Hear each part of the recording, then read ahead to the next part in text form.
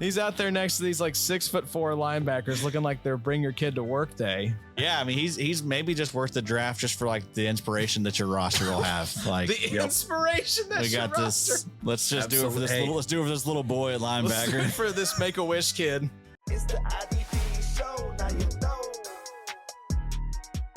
All right, we're back, and we are talking everyone's favorite position for the 2024 rookie class. It is linebacker time, and who else would we bring in to talk rookie linebackers but the Green Dot King himself, the newest member of the IDP Show team? It is Mike Woellert. Mike, how are you, my friend?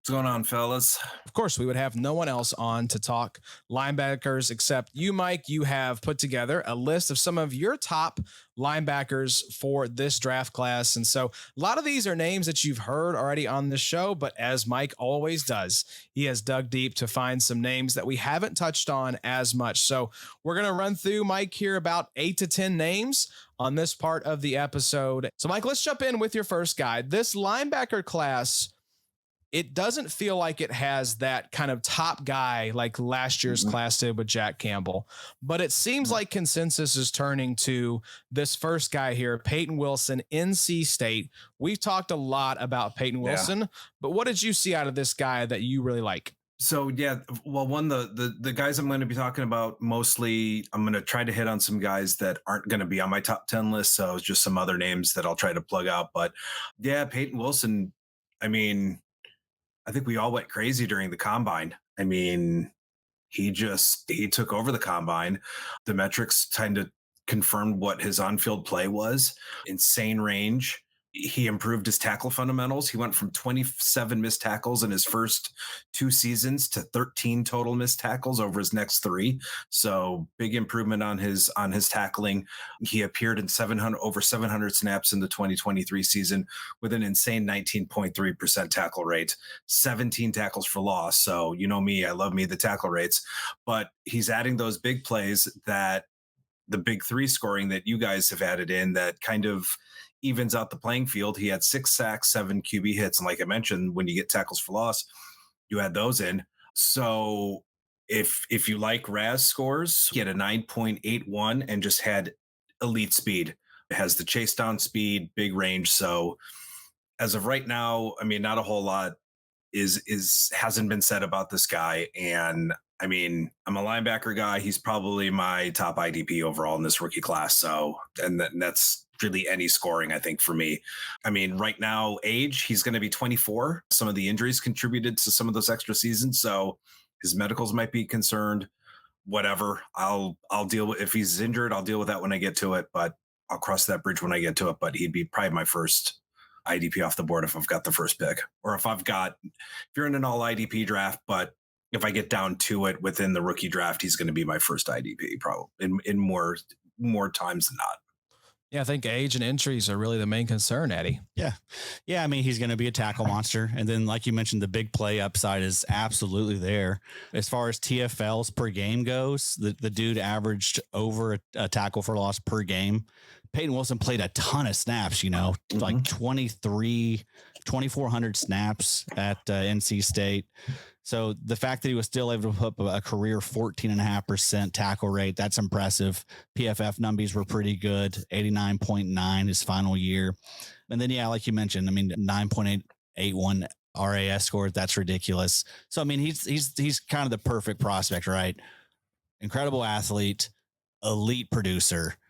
And yeah, I think that warrants him being probably the first linebacker off the board in your IDP drafts. And I'd imagine that he'll be a second round pick. Maybe we could see him get into the late first, but I doubt it. I think with the medical concerns, second, maybe third. It just draft capital, I think, will play a big part in that. And the Jack Campbell stink may still be there. He didn't come out and light the world on fire. I'm still very much in on Jack Campbell. Yep. Same here. We always say the landing spot's big, but sometimes we've seen these linebackers come in and not play a whole lot of snaps. So I'm hoping again, this is not the case, but even if he doesn't play a whole lot this year, I mean, I have to believe he'll be ready to go for the first year. So, I mean, some of these guys, if they don't play, a whole lot of snaps, you don't ask me, hey, should I cut this guy? Is he a bust? It's like, no, stop. Just be patient. Just come on. Let's settle down here. Expectations are everything with rookie linebackers. Should I trade Jack Campbell for a 5th round pick? Exactly. Yeah. I mean, that's kind of what it feels like. I feel like we're taking crazy pills at times. Are you giving up the 5th round pick? Because yes, I would. Yes, Yes, exactly. if I would trade. Yes, I would give up the 5th round pick for Jack Campbell. So looking at Dane Brugler's draft guide, The Beast, Payton Wilson, the 4th ranked linebacker overall. Dane has him likely as a 3rd round pick, number 88 overall for him. What jumped out to me, overall, Wilson's medicals will be a key factor in his final grade, but he is a rangy and instinctive player who impacts the game in different ways because of his effort and toughness. His 4-down potential will separate him from most linebacker prospects. I think we've all seen the highlight of him just running down I don't remember what game it was, but we've all seen the highlight of just him running 60 yards and chasing the ball carrier down. So when you get something like that, then dude can play football. I mean, let's just the bottom line it. He can play football. That was the play. I think he hit 23.4 miles per hour on the GPS. Yeah, which would be one of the faster speeds, I bet. It was the fastest one they ever recorded at NC State. So there you go. Yeah, Man. he's a fun player for sure. And also, I mean, it's he may not be the best linebacker of the bunch, like long term, but I feel like he's worth the risk, right? I mean, every great linebacker for IDP has been a pretty prolific producer in college. I mean, for the most part, there are some, outliers, of course, but for the most part, you think back, Roquan was an awesome producer. Fred Warner was an awesome producer. BYU, Luke Kuechly, Eric Kendricks, like Patrick Willis, like all those dudes were really, really good in college. Payton Wilson, I mean, if you look at the stats, I mean, he looks about like one of those types, Yeah. So I think he could hit early, and then because of the medical stuff, I would be okay cashing out pretty quickly. Because will his body hold up? Correct. Is he? But he's going to be fun. I think he's going to be a fun asset for his rookie contract. Especially if he lands in a place like Seattle or something where it's not a scary depth chart ahead of him. Or even Tennessee. Yeah. Yeah. There's a lot of good spots. I mean, there's a lot of good landing spots. I mean, we'd hate to see it for some of the guys we've drafted in these best balls, but Kenneth I mean, Murray, perhaps. Can we have like a seance so that he doesn't land with Arizona or Kansas City? Can we like have a group seance so that he doesn't land with any of those teams? I think that's a reverse jinx potentially. Mike, just for my knowledge, let's just say we're going to a defense only IDP rookie draft, no offense at all. Yeah. And let's just say we've got big 3 scoring here involved, so a little bit big play. Yep. You're saying 101, you're locked in Payton Wilson. You're not looking at any other edge position. It comes down between him and Turner for top pick. And in most instances, I'm probably going to take Wilson. I'll be honest. So for better, for worse, I kind of lock into the linebackers. and Mike, I feel like more often than not, you play on MFL, right? And so you're playing in these leagues where you start 2 defensive ends for the most part, and probably 3 linebackers. And I'd say you're going to start a linebacker in the flex, right? Yep. So I go 3 to 4. Yep. So in that situation, yeah, I think that definitely devalues defensive ends and edges. That's why I'm a big fan of, I know Sleeper gets crapped on, but I think Sleeper can be totally fine if you just fix the roster requirements. Make it to where you start 4 or 5 defensive linemen. Have fun with it, dude. You can start 4 edge rushers, a defensive tackle. Like you can go wild with it. You can do things that you can't do on MFL. Really raises the value of those, Right, exactly. DL3s, DL4s. It gets them in an appropriate value And I think range. it makes it a lot harder choice who you're going to take at 101, because it does make those edge rushers more valuable in leagues like that, I think. And exactly like your best ball ranks and the dynasty ranks. You look at your top 10, I feel like 8 of them are defensive ends. Yeah. And that's honestly, They hold their value. They're good assets. Yeah. They're Josh- safe year to year. Josh talks about it a lot too, that look at where the NFL is putting their money, and the NFL puts their money a lot of times in these crazy Max Crosby's, Miles those are the guys Garrett, making TJ Watts, 100 to 100. We just saw Josh Allen get 5 years, Yeah. 150. and right? even now we're 30 starting to million see per like year. Justin Madubuike got a bag. A lot of these interior defensive tackles, Especially are interior getting guys paid. that can get pressure Absolutely. and get sacks. Those dudes Absolutely. are going to get the bag. So That's a really good way to think about it. You're exactly right in that linebackers are being elevated in value based on the setup of the league, not necessarily It's the the mo- scoring. It's the Regardless most of the important conversation that's not happening. regardless of Yeah. the scoring. It really is. That's what matters more than anything. It doesn't matter else. if you're big play. It doesn't matter if you're tackle really doesn't. heavy. It matters. Are you starting 2 defensive ends? Yep. And can you start 4 linebackers? Yep.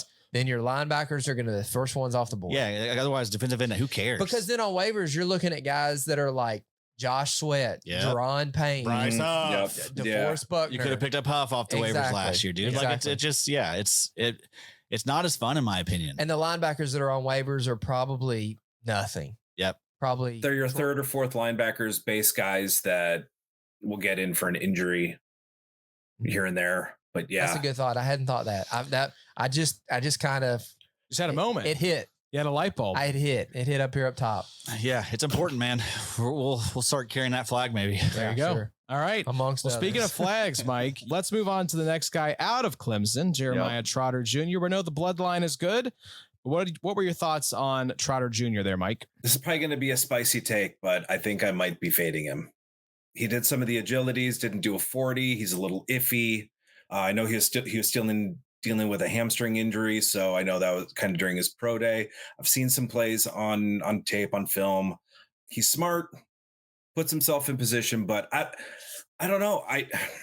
In my professional, completely amateur opinion, I kind of see him as a base linebacker. He's probably not going to be on any of my teams because he's probably going to go among the top 5 linebackers. So I think I'm out on him. I don't know why. That's just my gut feeling on some of the things that I've been reading and seeing. Yeah, I haven't really been reading a lot of the opinions about him lately, but when you look at just like the stuff he does from a stat standpoint, it looks pretty good. You know, I mean, he was productive early on at Clemson, 89 tackles, 13 TFLs, 6.5 sacks, 2 INTs, 5 PDs as a sophomore, one of the youngest linebackers in the class.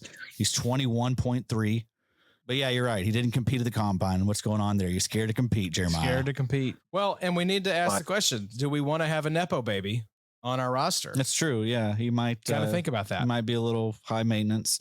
12% tackle rate for his career at Clemson, and then the PFF numbers are really good. 85.7 his final year there. 86.9 as a sophomore, 71.4 as a freshman. But I have been hearing the rumblings that he's fading. You know, he's fading for whatever reason. He was one of those guys that started out pretty hot early in the process, but yeah, it seems, and maybe it's just that more as we've dug in, there's more linebackers that have stood out, right? That's so probably all it is. If people are rising, people have to fall. It's kind of a natural give and take. But yeah, Dane Brugler's 7th overall linebacker, 4th round grade, instinctive hammer with the pedigree and toughness that will endear him to NFL coaches. Although his limitations in space versus NFL athletes could restrict his next level role, his optimistic projection is that he can be like Chicago Bears linebacker TJ Edwards. If I'm in a rookie draft and I've got, say, Jeremiah Trotter or Cedric Gray, Junior Colson, and Jaylan Ford, and that's who I'm looking at, I'm going with those guys over Trotter. Because even by then, probably Cooper's going to be gone. Yeah, Bobo, I know you said last episode, because it kind of caught my attention, you're worried about Jeremiah Trotter Jr. And as the Clemson fan, that makes my ears perk up. He's a little on the smaller side, you know? Just at 6 foot, reminds me a little bit of like Ivan Pace last year, you know, size wise, Ivan Pace was right at, I think 5'11". It's a head scratcher, isn't it? Because there is the drumbeat on Twitter. You know, you hear the rumblings from some of the scouts and stuff. There is the oddity that he ran the 3-cone. He did a couple of the bizarre. He did some of the agilities, some of the things you don't think about. But maybe his team's just telling him, look, dude, you're about to run a real slow 40. Don't you dare put your spike in the. They know what these guys are going to run. And so they're like, let's not put that out there for the world to see. But I'm with Adam a little bit. You look at 29.5 TFLs over 3 years at Clemson, 13 sacks, 4 interceptions. I don't know, man. It's just kind of one of those ones. It's like the stock market a little bit. Most of the time when everybody's getting out, it's probably about the time I'm thinking, what am I missing here? Why is the stock so low? Is now a good time to buy? We're going to need help with this one. The NFL is going to have to show us how much they value Jeremiah Trotter. If he's all of a sudden a 3rd round linebacker, if he goes day 2, then I will probably completely reevaluate things and that might. That's going to happen. There's going to be some guys, I think, that get draft capital we don't expect. If you're an RSO, are you locking this guy into a rookie draft pick? You want this guy on your team for 4 years? I don't think so. Fourth round? I don't believe so. Not in the fourth round. Yeah. Fifth round? I think maybe waivers. He's not going to be there in the fifth round, though. That's the problem. He's going to go fourth round, probably. Right, exactly. Well, let's keep it moving, boys. So we're not here for 3+ hours and talk about a player that, Adam, I think you snatched up in the mock draft that we did with Mike and got the hat tip from the Green Dot King, Tyrice Knight. Always feels nice to get the hat tip. UTEP.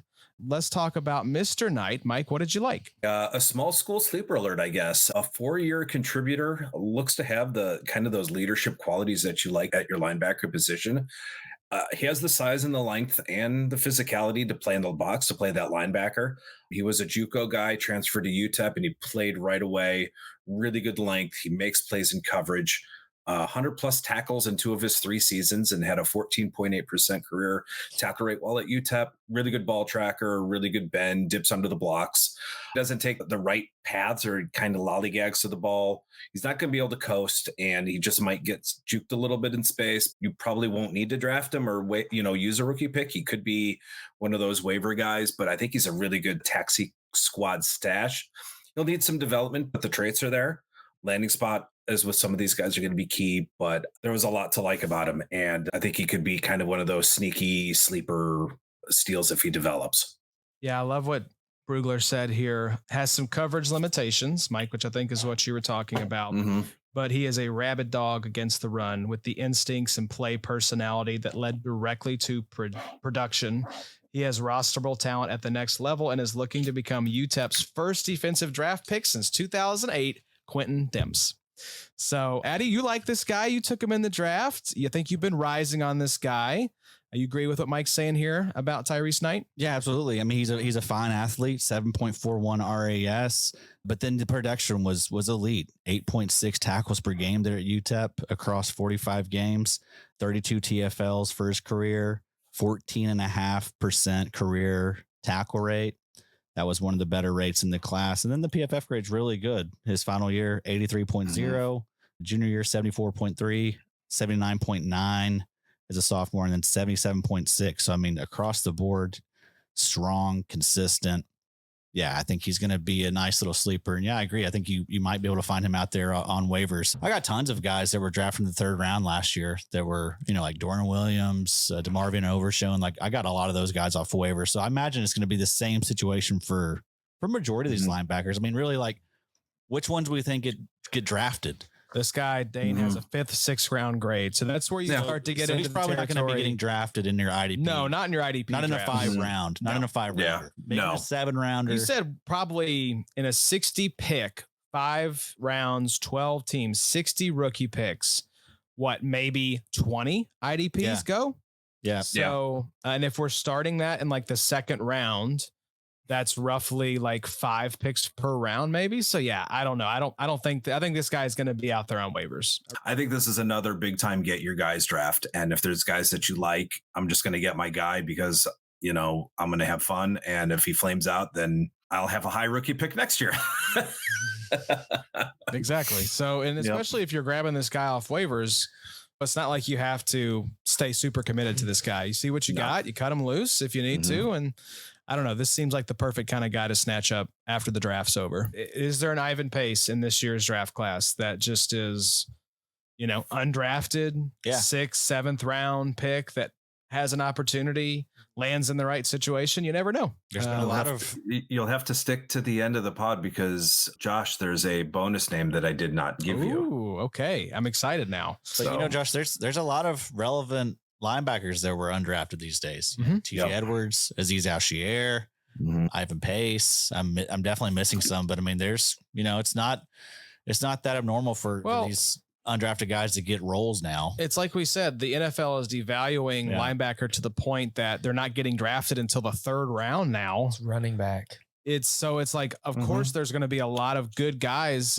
go undrafted because the whole pool is being pushed down into the 3rd round starting out. So I think Robinson, Isaiah Pacheco. Yeah. I mean, we treat him like running backs too, because it's okay, if this guy gets hurt, it's a next man up person. It's just it's opportunity and volume. We don't say handcuff at IDP at any other position but linebacker. Yeah. And it's the same with running back, right? They can just slot right into that role. It's a very injured position on both sides of the ball. Volume. It's all about volume and the opportunity. All right, Mike. Next up here is a guy that we have not touched on yet on the pod. So I'm excited to hear about Jackson Sirmon out of Cal. What grabbed your eye about Mr. Sirmon?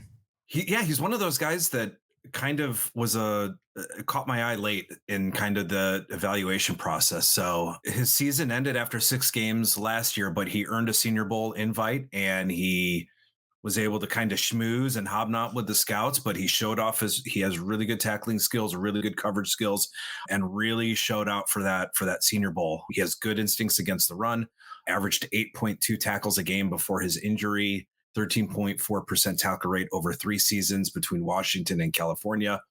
A bit stiff, but makes the tackle, really excels downhill, fills the gap, aggressive hitter, keeps his eye on the ball. His head's always up. And I think at this point, he's done enough, I think, to get on the NFL's radar. And I think he should probably be on your radar because I think he could be one of those draft sleepers and is a sneaky IDP stash. I mean, he's not going to blow you away with his speed, I don't think, but everything else, I think the way he takes the angles, gets the ball, keeps his head up, I think that kind of makes up for where he lacks in some of that elite speed or that elite athleticism. So, like I said, got on the NFL's draft radar. I think he could be one of those sleepers, and I think he could be a sneaky stash. All right, there we go. Yes, guy new to me. I know. I was like, this guy sounds like a frat guy. I looked him up. Sounds about white. Big time white. Big time frat daddy. Big time frat daddy. I think this is one of those guys, Mike, that we're just keeping an eye on throughout training camp, right? We want to see who's getting who's getting the drum beat, who's getting the hype, where are some injuries happening, who's falling out of favor with the coaching staff. Slacked off. Yeah. So I think he's one of those guys, though, you definitely want on your radar and you want to maybe be ahead of. Definitely see what happens during the draft. Like, probably won't be drafted. Monitor throughout, and the slightest bit of positive news hit your wire if he went undrafted. A hard hitter, it sounds like. Yeah. So let's get to the next guy. This is the one who I want to hear. This is there you go. I want to hear Mike chatter about. Babo wants to hear about Cedric Gray, yes, sir. UNC. I think this might be your LB2, Mike. Yep. So I'm not going to talk about him. We can move on. He's trying to keep the hype tamp down. I appreciate it. No, but I mean, 3-year starter, has the tackle production to match. Elite production over 3 seasons, 29 tackles for loss, 365 total tackles for a 15.5% tackle rate. He has a dip and a bend like an edge rusher, so he's got big play upside. He had a really good vertical, really good 40-yard, 10-yard split, really fluid in his movement, and a really good tackle radius. One of those guys that doesn't quit either. So he has a really good, solid second and third effort. Has that size and athleticism to be a 3-down guy. I'll be honest, I didn't like the missed tackles. He had double-digit missed tackles in 3 seasons. Sometimes he can come in too high. Hopefully that can be coached, and just needs to read a little bit better, react a little bit better. It can be a tad late, but overall, I think he definitely has the makeup to be a 3-down guy. Oh, man. I love Cedric Gray. I don't know that I like Cedric Gray enough to the point to where he would be my LB2 off the board. But if you were to tell me today, I have to write a sleeper article about, who are some LBs that you could either get in the 4th or the 5th round, or maybe even that could go undrafted, Cedric Gray would be the top of the list. He does have some concerns. Mike's exactly right about that. But man, Cedric Gray on tape, the high tackling, I've noticed that as well, Mike, is a little bit of a concern. But boy, the speed is there. Oh, dude. Sideline to sideline. Yep. He can get to the ball quick. I think there's a lot to like about Cedric Gray. He's not a Payton Wilson, but I think he could be a little discount Payton for those that don't have a second rounder. Dane's got him as his 6th overall linebacker, ahead of Jeremiah Trotter Jr., 4th round grade. Might not be exceptional in any one area, but he is equal parts athletic and aggressive and is always in the vicinity of the football. He projects as a rotational NFL linebacker and special teamer who will compete for starting reps as a rookie. Seems like Mr. Brugler is high on Cedric Gray as well. Addy, what are your thoughts here? I like him. 21.5, young linebacker, got some playing time early on there at UNC. And then, 7.24 RAS, totally fine. And elite production, 8.76 tackles per game. 3 straight seasons of 100 tackles. 100 tackles. Yep. Yeah. Love to see it. 14.4% career tackle rate. That's definitely one of the best in this class. So everything you want to see is there. He's my linebacker 4.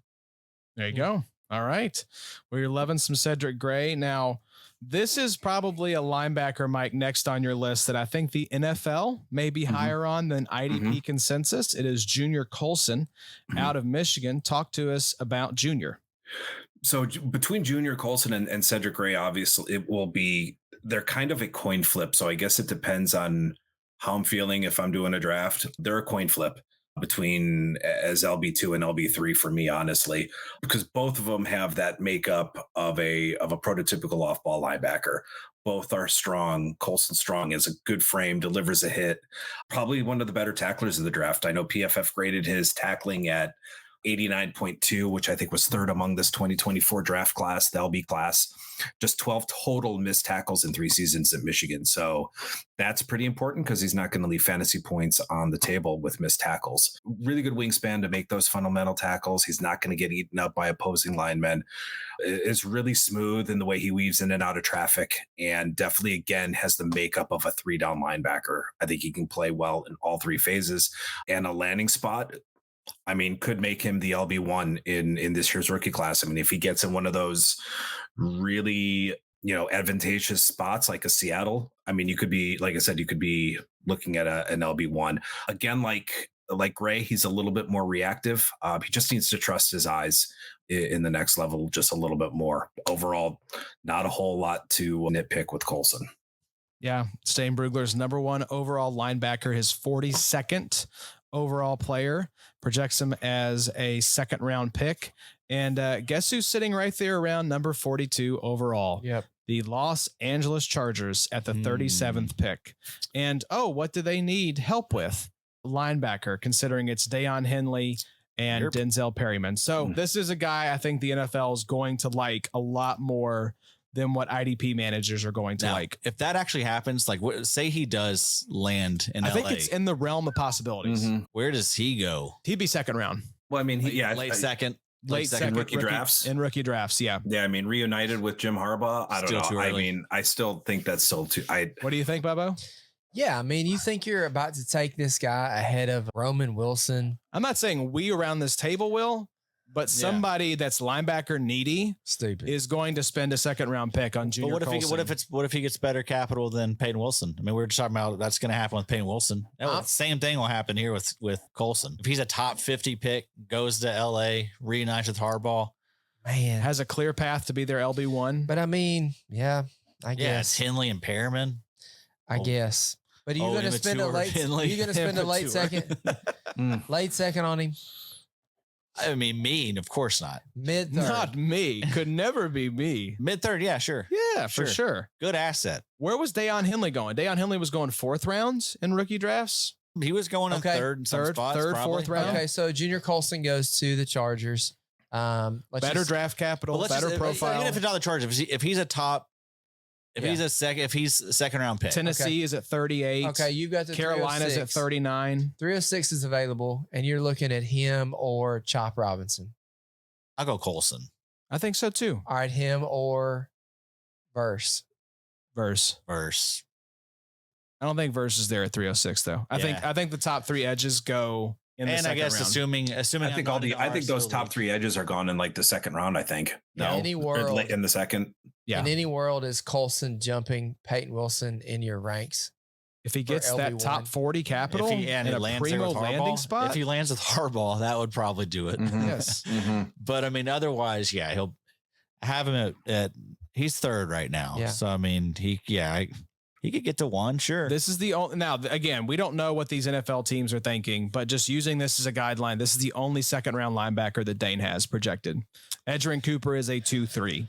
So I think it's more than likely he gets the best capital of all the linebackers. So that's probably going to change our thinking. Me, you, and Scott have him right now as our LB3, our consensus LB3. We didn't get testing from Colson, unfortunately. No, we didn't. I don't know if maybe they have a pro day planned, or if that's already passed or what. But yeah, no RAS score for him, so that's unfortunate. But he, as far as height and weight, he's 6'2", 238, 32.5-inch arms. 21.4. So another youngin'. Like to see that. But I want to hear about this next guy because, again, another pick from yours in the mock draft we just completed, and a guy that we weren't super familiar with, hadn't talked a lot about on the show, Jaylan Ford out of Texas. Tell us about this guy. Another linebacker with elite production in a pretty competitive conference in just 2 seasons as a full-time linebacker. So he appeared in over 1,500 snaps in those 2 seasons, over 220 tackles, a 14.7% tackle rate. I think he's one of those on-field generals. He has good communication, keeps everybody in order,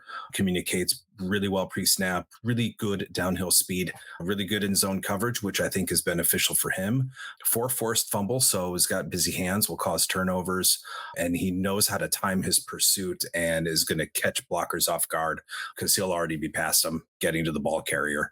He has really good athleticism for his size, but not that elite speed, and can get caught out of position. But I think overall, I think his abilities will definitely get him on the field. Like I said, along with his communication and leadership abilities. But again, elite production in a pretty decent conference. So I've liked what I've seen out of Jaylan Ford in looking at this linebacker class. Dane Brugler's 13th overall linebacker, 5th, 6th round grade. His instinctive approach to the game puts him in position to make plays and hasn't let him down yet. He projects somewhere between a reserve and a rotational middle linebacker in the NFL. You look at some of these guys that have risen to relevance. It's guys like Jaylan Ford. It's, the Nate Landmans and the Jack Sanborns and the Kaliki Hudsons that really weren't on anyone's radar. So even though these names may not have the most sex appeal and sizzle going into the NFL draft, they can absolutely be relevant when called upon. So I think it's just a good reminder to keep these guys on your radar, Addy. Yeah, every linebacker. I mean, honestly, especially if they get drafted, they need to be on your radar. Honestly, it's Scott Connor. He has a saying that's like any running back on a 53. It would be the same thing for a linebacker. Yep. I mean, really, any linebacker that is on a depth chart. Know those depth charts. Yes. Know who's the next Have them on your taxi squad. Have them, try to get them if you can. Obviously, you got to be in a deep ass league. I mean, we're talking about leagues where you start, or you have 55 man to 60 man rosters, but guys like that are absolutely relevant in leagues like that. Any linebacker with the pulse should be in consideration, or at least be starred, right? You should at least have them starred to where you can go pick them up quickly on the waiver wire. Pick them up, Bobo. Sure. I really like Jaylan Ford.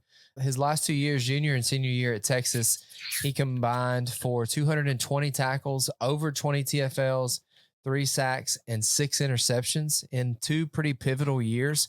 I agree with exactly with what Mike is saying. People that know ball know that Jaylan Ford can play linebacker. Very instinctual, is in the right place a lot of times.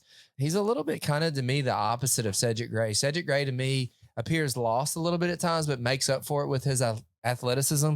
I don't feel like Jaylan Ford is as athletic, but I feel like he makes up for it because he's not often out of place. I don't know what type of draft capital a guy like this is going to get, but Jaylan Ford really intrigues me. He's an interesting cat. RAS was pretty good for Jaylan Ford. 8.30, 6'2", 240. Yeah.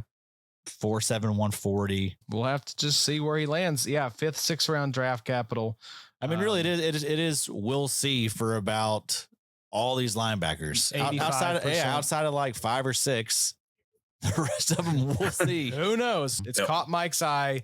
Pay attention. Put a star next to these dudes. What other IDP podcast is talking about a guy named Nathanial Watson? Yes. Speaking of which, let's go to Nathanial Watson. None. Went to high school Beautiful with him. segue, Bobo. Good dude. Nathanial Watson. Spelled with an IAL at the end. That's strange, right? Nathanial Watson. I'm very intrigued, Mike. Tell me more. He could be a long shot to make a roster, but his production in the SEC is what had me intrigued. A 17.9% tackle rate, 25 tackles for loss, 16 sacks over the course of the 22 and 23 seasons, 17.4 pressure rate, 10 quarterback hits, 15 missed tackles over those last 2 seasons. He's a methodical run defender, takes really good angles, really no wasted motion, impressive speed. He's a well-rounded linebacker. He has some choppy feet when changing direction. He needs to get the receiver down immediately in coverage, or else that receiver is just going to blow past him. But I think he's well built. He can play in today's NFL, and just let him get to the ball, let him get to the ball carrier. So I don't know. The production is what intrigued me. Yeah, 6'2", 234.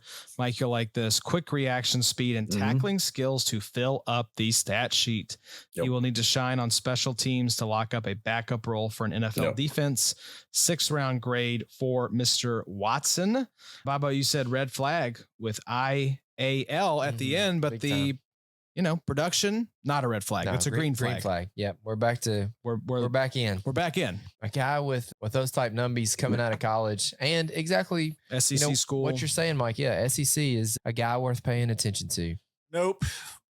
His name's Nathan. Does not have the dog in him. It's Nathanial. That's even worse. We're going further away from the dog scale with the official name. Yeah, I don't like it. But what about Watson? How does that strike you? That's fine, but we can't get past the first one. Okay. So negative dog factor just because of the name. Yeah, and then 503 RAS, not enough. Not enough. I mean, you can't Not be. enough. That's not enough when you're named Nathaniel. It's All not. right. Nathaniel and the bad RAS. Sorry, Mike. That'll Mr. do it Watson to you every time. is off the board. Sherlock over here has figured that out. So let's jump to your next guy, though. And I think we have a couple Notre Dame guys here back to back, Mike. And first up is JD Bertrand, the first guy from Notre Dame. What did you like about him? Goes to production, 14.1% tackle rate, and like you said in the rookie draft pod. I'm just lining up the tackle rates here. Sort by. Yes. 22 tackles for loss. So he is a menace around the line of scrimmage, has that leadership abilities. He was a 2-year captain, has the burst. He has a really good next level elite burst, really good chase down speed. And I think he can keep up with slot receivers. A foot injury kind of kept him from doing his pro day. He can overrun plays with some missteps and just an average tackle radius. So, but overall, I think, along with, and I'll just go into Marist, very similar. He's powerful, really good speed to power off the snap. He'll blow up plays running downhill, above average change of direction, can be a little reactive, needs improved recognition and coverage. So he's going to get targeted often. But I think both of these guys' landing spot will be key, but I think they can be contributors. I was getting the pronunciation here. It is Liufau. There you go. Marist Liufau. So which of these two do you prefer, Mike? Probably Bertrand. Yeah, easy to pronounce. I agree. Yeah. 15th ranked linebacker for Dane Brugler, Mr. Liufau is, and then JD Bertrand is his 12th ranked linebacker right ahead of Jaylan Ford. He's old. He's 24. JD. Or JD is? Let's see, Marist. He's old as well. He's 23.2. Yeah, there you go. All right. You're Andy, and we don't want to play with him anymore. wanna You're just going to play. drop him into the trash. All right. Drop them into the trash. Yeah. They're old and they're no use to us no more. So you're getting the sense here, folks. Bad name equals negative dog factor, age, RAS, really what Adam is looking for. Yeah. It does not, you do not fit the any linebacker, any team mantra if those things are not present. So this next guy we are familiar with, no joking. Sure. Trevin Wallace, University of Kentucky. Kentucky boy, Mike, as Kentucky boys ourselves, we appreciate this pick. What drew you to the guy from the University of Kentucky? Really good size, really good showing at the combine, and the showing at the combine kind of confirmed what I've seen from him on the field. Really good athleticism and strength. He's explosive, definitely one of the more athletic linebackers in the draft. I think he ran a 4.51 40 and elite RAS explosive metrics. So again, really like the size. I think he's one of those guys who really could be a QB spy, because he's going to be able to chase down quarterbacks. And I think he's going to catch those quarterbacks off guard with his speed. So a strong run stopper, willingness to take on blocks, and he'll shed them just as quickly. He exceeded his pressures. So he's also, I think he's going to be useful and utilized in the blitz. He exceeded his pressures from the past 2 seasons, 14 total pressures between his first 2 seasons at Kentucky, 19 last season, which resulted in a 30.2% pressure rate and 8.5 sacks. I think he can play all 3 downs. He's a reliable tackler. Takes good angles to the ball. He had a career 13.8% tackle rate. Sometimes a little bit too late to react in the run game, can be a bit stiff, but again, another guy that has the instincts and the athleticism to be a 3-down linebacker. Yeah, Dane Brugler's number 3 overall linebacker ahead of Payton Wilson. Got him 2 spots ahead by overall position, 86 overall for Wallace, 88 overall for Wilson. Just said he needs more pro coaching to get him across the finish line with the bundle of traits that he has. With more seasoning, he has the talent to compete for starting reps. Trevin Wallace, I think, has a very good chance to get drafted in our rookie drafts. I think so. Yeah, probably like a 5th round pick because he still scares me a little bit. I mean, exceptional athlete, 9.34 RAS, super explosive, 37.5 inch vert, 10.7 on the broad. So, I mean, pretty exceptional stuff there. 4.5, 140. But the production just wasn't there at Kentucky. 11.3% career tackle rate. And then I think he averaged like about 5 tackles per game. There's definitely some things that you get excited about, but I really only get excited about athleticism when it comes to these edge guys. Like that's really because we see plenty of solid linebackers that aren't the best athletes. So that's really what Wallace has going for him, in my opinion, is the athleticism. And so I always get a little scared when it comes to that being what's boosting up a linebacker. You know what I mean? I want to see both. Yeah. Preferably. Yeah. But if I had to choose, I'd honestly rather see the production. Yeah. Mike, how do you weigh that production versus athleticism when you're kind of scouting these guys? I mean, a little bit of both. You obviously want to see some production. That's kind of what is going to be tops for me. And that'll get him on the field. I mean, that, the fact that he is an elite athlete, that should get him a chance, but it's not enough, right? We see it all the time. Isaiah Simmons, sorry to open that wound, Bob, but we see it a lot with these uber athletes. Drew Sanders, I remember getting excited about Drew Sanders. Sometimes, man, it just means these guys are risky and they haven't proven it production wise, right? At least not enough. And so that is what's boosting these guys up. What I did like is that he did have steady increased production during those 3 seasons, went from 32 tackles in 21, 54 in 22, 80 in 23. And his tackles for loss went from 4 to 5.5 to 8.5, and had 5.5 sacks. So that's what stood out to me, though, is the steady increase in production year over year. Looks like he is one of the youngest linebackers in this class too. 21.2. That might be the youngest. All right, so that he's in. Yeah, he's in. So I guess we're back in, baby. He reminds me a little bit though of like Xavier Collins. Yeah, right. All those same types, right? Hey, and what did Arizona do with Xavier Collins? Move him to the edge. What are the Broncos doing with Drew Sanders? Move him to the edge. This seems like a guy. Isaiah Simmons, what position is he? Edge. Yeah. Yeah. I mean, like he played a lot safety. of edge at Arizona, and now maybe he's a safety. But that's the risk. Yeah. This feels like a guy who, if the tackle numbers really weren't there that much in college, and you talked about it, Mike, how good of a pressure rate he kind of had at Kentucky. Maybe this is a guy to where they try him at inside LB for a while just to see if that fits. And then if that doesn't work, we start rushing him off the edge. Now, the good thing is he won't cost what those other guys cost, right? Sure. All those other guys we were talking about, those were guys drafted in the 2nd, 3rd round of your rookie drafts. Yeah. Trevin Wallace, going to probably be a 5th rounder, undrafted. Yeah. Can I get you swayed back in that his nickname is Duda? I'm in. Trevin Duda 21.2 and Duda. Yeah. That's dope. Duda equals dog. It also kind of sounds like Buddha. Yeah. We're definitely in. Also kind of sounds like duty. So we're in on that as well. We're into the poop jokes. Yes, we're nothing if not juvenile. Pop-Tarts and poop jokes. All right, Mike, this is the last name we've got on the list. And I'm going to pull up the pronunciation here. Shout out again. I can do it. Poop Tarts. The poop tarts. All right, it is Edefuan.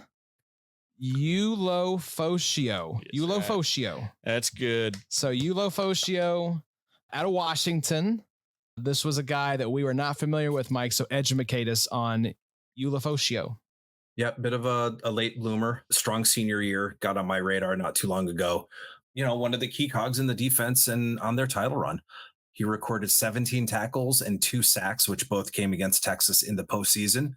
So I don't remember. I think the grades were a little but hey, grades aren't everything. But the production came when the lights came on. So he had an 18.9% tackle rate in 2023. He can battle through adversity. He dealt with a torn bicep and a torn ACL in the 21-22 season. So a little bit of an injury concern, but he battled through that adversity, has the experience. He's battle tested. He sees things quickly, especially in coverage, doesn't get fooled pre-snap. I think he ran a 4.56 40 and had a 1.53 10-yard split. good instincts against the run and really good calculated moves. Doesn't have good straight line speed, sometimes takes bad angles. I think he could be a day 3 pick. He has the traits of kind of that old school linebacker, plays above his measurements. And again, someone I think that should be on your radar, whether it's, in a deeper rookie draft or, off your waiver wire. Yes, Pablo. Do you know his RAS? What's his RAS? 967. Yeah, Okay. he's one of the top athletes. Almost a 40-inch vert. Almost an 11-foot broad. Holy moly. Yeah, Brugler said he has football instincts, active play style, all-in mentality of a core special teamer who can make a living covering kicks while competing for defensive snaps. I'm pretty sure 9th ranked linebacker. I'm pretty sure that 10 split is the best in the class. It's better than Payton Wilson, better than Edgerrin Cooper. Both of the guys at 154. So we got an athlete, boys. He's an athlete, right? And the production was fine, but he's old. I think he's another 24. Yeah, I think he was one of those guys that there was the injuries that caused him to. Right. 6th-year senior from Anchorage, Alaska. And we're going to start seeing this a lot more, right? So I'm going to have to chill out with NIL, age knob. Yeah. But this class was also fricked up with COVID too, right? Yeah. Some of those guys had the years where they opted out. So I mean, what didn't we see a headline like a guy had gotten his 7th year of eligibility? Yeah, I think so. Well, Payton Wilson was what, 6? He was a 6-year this guy's senior. a 6-year senior as well, right? So it's we're gonna have to chill out a little bit on late. Because now these guys are making money in college. Yeah, right? NIL. They're especially if they're like, I could stay here and make a little bit of NIL, or go be a 3rd or 4th round pick, bounce around, taxi squads all year and not have any stability. I think I'll just stay in school. Thank you. Yeah. So big man on campus. Yeah, there you go. Or in Alaska. Or in Alaska. Yeah, I can go back to Alaska. That means a lot. If ice you grew fishing. up in Alaska, that's a weird, wild world up there. Yes. All that sunlight and darkness. All that A lot of sunlight. depression. A lot of Grizzly depression up there. bears. A lot of seasonal depression. Sad place. Cold. Whales. All right, Mike. You've A lot got of me- bitterness. You've got me curious now before the people of Alaska cancel us. Who was the last linebacker on your list that we had not previously discussed? So I don't have a whole lot of analysis. I just have a sentence. But Trevor Williams from Sam Houston could be looking like this year's like Ivan Pace, undersized, but can play football. I think he's 5'11", if I'm not mistaken. So that's kind of who I've looked at as kind of like this year's Ivan Pace, who gets undrafted, but just like once you get him on the field, he's just like a bat out of hell and is a man on a mission. All right. So you Well, said it man, was on a mission. Trevor there, Mike? Yeah, Trevor Williams from Sam Houston. Trevor Williams. Let's look up this guy here. Adam goes straight to the rats. Now, how do we feel about Trevor as a name? Does that That's fine. Most Trevors are. I feel like most Trevors are dogs. roughnecks. Yeah, for sure. Trevor Williams. Oh man, I'm trying to find this guy here out of Sam Houston State. How tall is this guy, Mike? I don't know. Is it 5'11"? He's 5'7.5", 208 pounds. Are According you sure you're not looking at the picture? I'm looking at Trevor Williams, Sam Houston State, from the draft guide, 5'7.5". I got him here at 5'9". That is tiny. That's a little person. That's very shorter than undersized. me. That's way shorter than Ivan Pace. Yes. Darren Sproul sized linebacker. He's out there next to these like 6'4" linebackers looking like they're bring your kid to work day. Yeah, I mean he's maybe just worth the draft just for like the inspiration that your roster will have. Like The inspiration that we got this. Let's just do it for this. Let's do it for this little boy at linebacker. For this Make-A-Wish kid out of Sam Houston State. I was really hoping you were going to go with Bo Richter, Mike. Out of Air Force, 992. I have him under. I have him under my edge rushers. Yeah, I guess he is an edge rusher. We can cut it. Is he an edge rusher? That's what I have. They have him listed as a linebacker in the draft. He's guide. like a tweener type. He's a 29th overall linebacker for Dane. Oh, so he has his linebacker He there? has him in linebacker. All right, we can keep it in. There we go. Also, kind of like the Bo Richter kind of reminds you of Boa Constrictor. He loves his country and he's a freak athlete. Oh my god. Oh my God. All right. Well, we're falling apart here at the end, Mike. So, Mike, tell me, are there any guys as we wrap up this episode, as you go into your rookie drafts, whether it be a guy that you're taking earlier in the draft or just that 5th or 6th round target, is there a linebacker you are going to try to leave all of your rookie drafts with? Honestly, it's probably going to be Cedric Gray. Okay. Probably going to be him. I like that answer because I feel like he's not going to cost that much. At least out of like Payton Wilson, Edrin Cooper, Junior Colson, right? Those are the guys getting all the hype. 409. Yeah, right. I feel like a late 4th, early 5th. I think he could be there in the 5th. Cedric Gray. Yeah, I remember getting Nick Bolton quite a bit in the 5th round. Yep. Mm-hmm. So, I mean, same deal here. I like that because I don't think you want to flag plan anybody. Yeah. You don't want to be Just like, grab these the are value. my guys. I'm going to overdraft this guy. Grab the linebackers on Don't your do way that. out the door from like the impulse. Exactly buy right. aisle, Exactly right. Yep. Just take those guys on your way out. Because Don't spend a high pick. This class, I mean, we named off a lot of guys that were really, really good producers. And there's a lot of guys that produce well in college. So, I mean, yeah, if any of these fellas ever get their opportunity, I mean, they could absolutely show out and be nice little assets for us. So we quickly sell, of course. I feel like there's like, 15 to 20 linebackers that could have relevance at some point. Absolutely. Mike, I'm curious. You've been doing this for a while. Your opinion of this linebacker class. How you feel about this class? Like, what's your gut feel on this class compared to some of the other ones that you've scouted in the past? How does it kind of stack up? At first, it was like, oh boy, this is going to be but as I started looking a little bit, watching some highlights, reading some things, and just kind of going back over, I think I liked it better than last year's class. Okay. I mean, if I were to kind of give it an overall grade, I'd give it a solid B. Okay. I'd give it a solid B. I think 2012 is probably like the standard by which we kind of grade classes. You had Levante David, you had Bobby Wagner, you had Luke Kuechly, you had those guys. Oh, wow. 07 was a pretty good class. With Patrick Willis and John Beeson. So you had some good guys in 07. So what was Shaq Leonard's draft? That was 19. That was Tremaine 18? Edmonds, Shaq 18. Leonard, Roquan Smith. Yeah, pretty Yeah, good. 18 Warner was a good too, I class. think. Pretty good. Damn. So That's probably the best one. Last year was what? Jack Campbell, Drew Sanders, Deion Henley, Dorian Williams, Trent Simpson, Pretty Marvin bad. Overshown. Yeah. pretty bad overall. Yeah, not a great one. not a great one. Ivan Pace Jr., an undrafted guy, probably the best linebacker. Yeah. 2020 was bad. Isaiah Simmons, Kenneth Murray, Patrick Queen, Jordan Brooks. We haven't had a Shaq Leonard like that class in a while. Jack Campbell felt like that. Yeah. But he was just the only one. He was the one that felt the sexiest of the pretty mediocre bunch. Were we higher Yeah, on 20, Jack Sample 21 was Micah. Yeah, 21 was Parsons. I mean, but Ed Rusher, Zaven Collins, Jamin Davis. Ugh. Oh, so that's a Oof. bad class too then. It's easy to know this now because you know the landing spot, Yeah. but But then you had JOK and you had Nick Bolton in the second round and in the second round. we that redeems it a little bit. we know Jack Campbell is obviously a Detroit Lion. But if you didn't know that, were you higher on Jack Campbell or higher on Payton Wilson? Jack Campbell. Jack Campbell. Yeah. Yeah. Campbell as well. Yep. The age, production was great. Peyton No Wilson's just kind of concerns. like a poor man's Jack Campbell. Maybe a middle class man's Jack Campbell for Or me. an injured Jack Campbell? An injured. Yeah, injured. Older, 9 surgeries Jack Campbell. But I mean, as a producer, he Yeah. could be an elite producer, man. Yeah. I mean, winning the best linebacker and the best defensive player award. I mean, that's saying something. So, all right, Mike, we'll get you out of here. Thank you so much for lending your green dot linebacker expertise to the pod. Once again, it was wonderful to have you back on. Wonderful to have you on the IDP show team. You've already had a ton of articles this offseason. We mentioned the rookie rankings that you have coming out over on the site, your top 10 at each position with a write-up for each guy.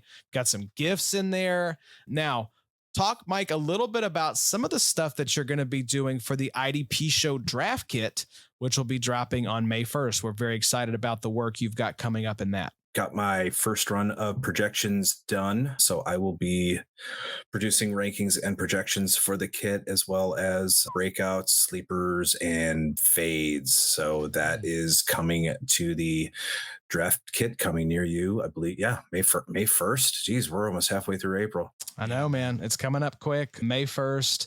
A lot of the draft kit content is already available on the website, like the ranking sets and the ADP. But Mike's content will be dropping on May 1st for all paid supporters. And we'll have articles and podcast appearances from Mike all off season. So our featured writer and ranker, Mike, we are very happy to have you as part of the IDP show moving forward. Appreciate appreciate you coming on and look forward to having you back on post-draft, maybe to talk about some of these linebacker landing spots, see how we're feeling about these guys on the other side of the NFL draft. Next week, we'll be coming at you all with the Bloom 100 2024 edition. So another favorite of the show, Sigmund Bloom, going to be joining us to break down his top IDP rookies. And then it's draft time, folks. We'll be doing a round one recap episode, the three of us, and then a best and worst landing spots podcast, as is tradition, with John Macri. But thank you all again for tuning in. Make sure you check out the site, theidpshow.com. Y'all take care, and we'll see you soon. It's the IDP